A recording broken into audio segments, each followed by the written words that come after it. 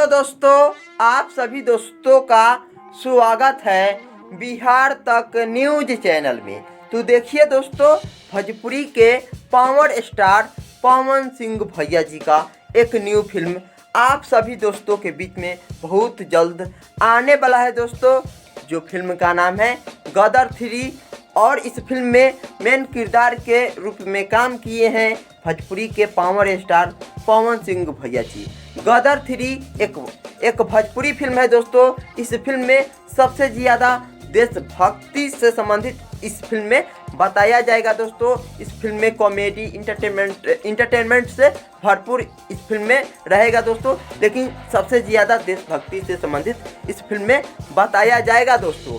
गदर 3 film का entry cinema घर से लेकर सोशल मीडिया पर तहलका मचाएगा दोस्तों, और इस फिल्म का आने का उम्मीद है दोस्तों 15 अगस्त इसी 2023 में उम्मीद है दोस्तों।